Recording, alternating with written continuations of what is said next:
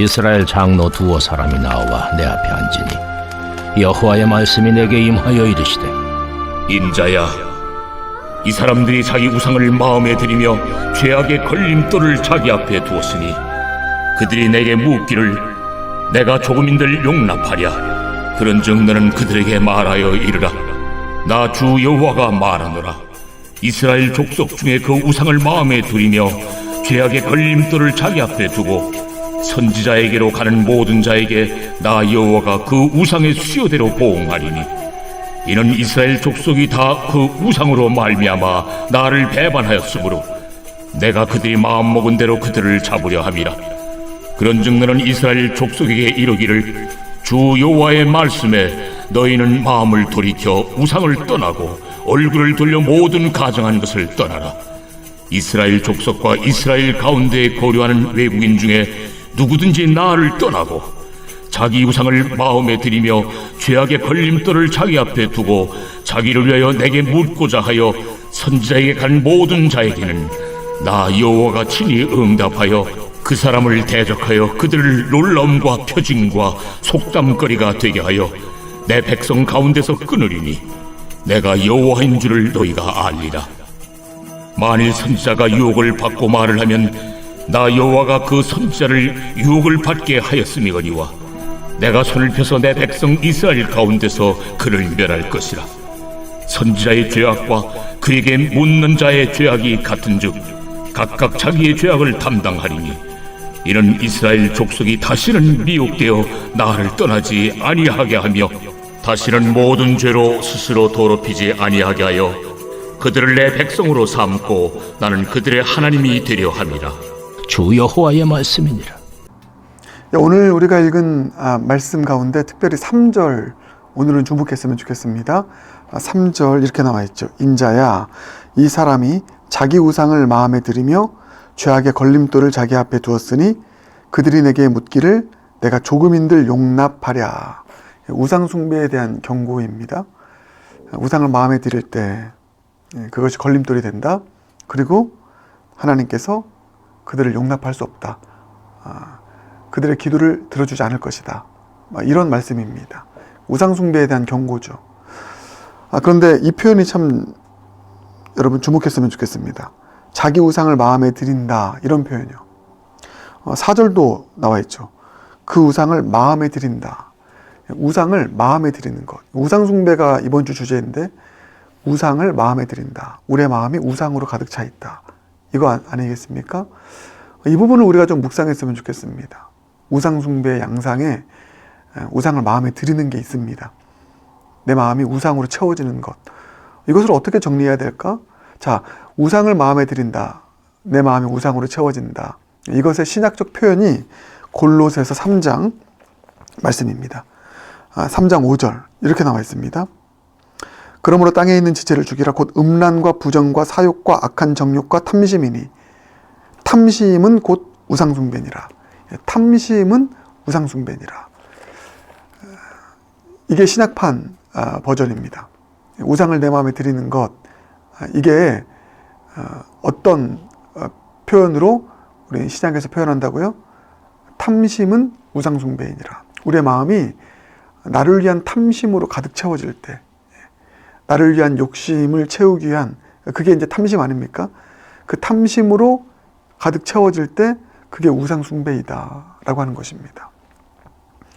그게 여러분 나를 위한 신앙이죠. 지난 주일에 말씀드렸던 나를 위해서, 나를 위한 이기적인 목적으로 그런 이기적인 욕망과 욕심과 정욕이 가득 채워져서 그 욕심 가득해서 살아갈 때 그게 우상숭배라고 하는 것이죠. 여러분, 제가 이 말씀을 드리고 싶습니다. 나를 위하여 신앙, 이게 우상숭배라고 했습니다. 그 핵심은 탐심, 내 마음이 욕심으로 가득 찬 것, 이게 나를 위하여 신앙의 핵심이라고 오늘 또 말씀을 드렸습니다. 이 나를 위하여 신앙에 대해서 여러분께 오해하지 마시라고 확실하게 정리해 드리겠습니다. 한 예를 드리겠습니다. 지난 주일에 어떤 성도님께서 저에게 오셔서 이렇게 설교를 듣고 이렇게 고민 상담을 했습니다. 목사님, 저는요 하나님 없으면 이 신앙생활 이렇게 하지 않으면 내가 못 살 것 같아서 그래서 주님 믿는 거거든요. 하나님 없으면 내가 못 살 것 같아. 나 살려고. 이 표현입니다. 나 살려고 하나님 믿는 건데, 그럼 이것도 우상 숭배예요? 나 살려고 하나님 없으면 못 사니까 이것도 우상 숭배입니까? 이것도 나를 위하여의 신앙인가요? 아주 걱정하면서 저한테 질문하셨습니다. 제가 이렇게 답을 했습니다. 아니요, 그것은 나를 위하여의 신앙이 아닙니다. 우상 숭배 아닙니다. 자, 이거 참 중요한 겁니다. 혹시 지난주에 설교 들으시고 나를 위하여의 신앙 때문에 헷갈리시는 분들이 있었다면 오늘 정리하길 바랍니다. 방금 전에 말씀드렸던 성도님은 오히려 정반대이죠. 하나님 없으면 못 사니까 나 이렇게 예배드리고 신앙생활 하지 않으면 내가 못 살 것 같아서 나 살려고 나는 주님 믿습니다. 이것은 나를 위하여 신앙이 아니죠. 오히려 정반대입니다. 너무 귀한 신앙입니다. 주님 없으면 못 사니까 나는 주님만 의지합니다. 이것은 나를 위하여의 신앙이 아니라요, 주님만 의지하는 신앙, 참신앙. 나 주 없으면 못 삽니다. 나 살려고. 주님 없으면 나 죽으니까 나 살기 위해서라도 나는 신앙생활합니다. 이거 나를 위한 것 아닙니다. 그러니까 나 살려고 신앙생활을 한다고 하니까 이것도 나를 위한 것 아닌가 생각할 수 있죠. 그러나 그렇지 않습니다. 안심하십시오. 그 성도님의 고백이 전 너무 사랑스러웠습니다. 그거야말로 하나님만 의지하는 신앙, 예수님만 의지하는 신앙인 것이죠. 자, 그래서 그것 다 정리하시고요. 나를 위하여의 신앙은 한마디로 탐심입니다. 오늘 말했던 거. 우상을 내 마음에 드리는 것. 근데 그게 탐심. 그래서 필요 이상으로 과도하게 이기적으로 욕심을 내는 것이죠. 자족하지 않고요. 만족하지 않고요. 그래서 철저하게 나만을 위해서 이기적인 정욕과 탐욕과 탐심으로 살아가는 것, 이게 탐심이고 이게 곧 우상숭배라는 것입니다. 이게 나를 위하여 신앙인 것이죠. 그래서 이기적인 탐심, 정욕, 욕심을 가지고 그 마음을 가지고 살아가면 내 삶에 만족이 없습니다. 감사가 없습니다.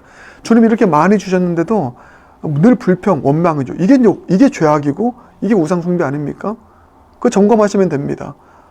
이렇게 많은 거 주셨는데 감사하지 못하고 자족하지 못하고 늘 불평, 원망이라면 그것은 나를 위하여의 신앙이죠. 아까 말했던 주님 없으면 내가 못 사니까 나 살려고 주님만 의지합니다. 이것은 나를 위하여 신앙 아니고요. 주님만 의지하는 존귀한 신앙이고. 근데 이렇게 욕심 가지고 이기적으로 살아가면, 자족하지 않고 살아가면 그게 우상숭배인 것입니다. 그게 탐심이고요. 그게 우상을 내 마음에 두는 것이고요. 이런 탐심에 우상숭배하면 그런 차원에서 우상을 내 마음에 들이면 어떤 일이 일어나냐면 십계명 다 깨버립니다. 하나님을 사랑하라는 것, 내 욕심 때문에 하나님으로 만족하지 않아요. 다른 신도 내 옆에 두고 우상도 만들고 안식을 또 지키지 않아요. 하나님의 이름 망령되이 부릅니다. 만족하지 않으니까 원망 불평합니다. 십계명 깨요. 그리고 내 이기적인 욕심을 위해서 또 이웃사랑의 계명 다 깹니다. 부모 공경 깨고요. 이웃을 향한, 형제를 향한 사랑의 계명 깹니다. 왜냐하면 내 이기적인 욕망을 채우기 위해서. 그러니 탐심은요, 수많은 죄를 양산합니다. 그래서 그게 우상숭배가 되는 것이죠. 그래서 나를 위하여 신앙을 잘 정리하시길 바라겠습니다. 나 주님 없으면 못 사니까 나 살려고 신앙생활, 주님만 의지합니다. 이거는 나를 위하여 아닙니다. 주님만 의지하는 참신앙입니다. 그런데 이기적으로 탐욕을 가지고 자족하지 못하고 살아가는 것은 십계명 다 깨는 것이고 죄악을 양산하고 그게 우상숭배이다. 여러분 이거 기억하시고요.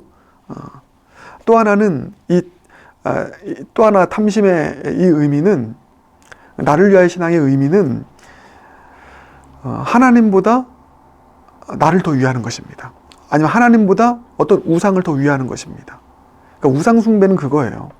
하나님보다 더 가치를 두고 더 의지하는 것이 있으면 그게 우상이 되는 것입니다.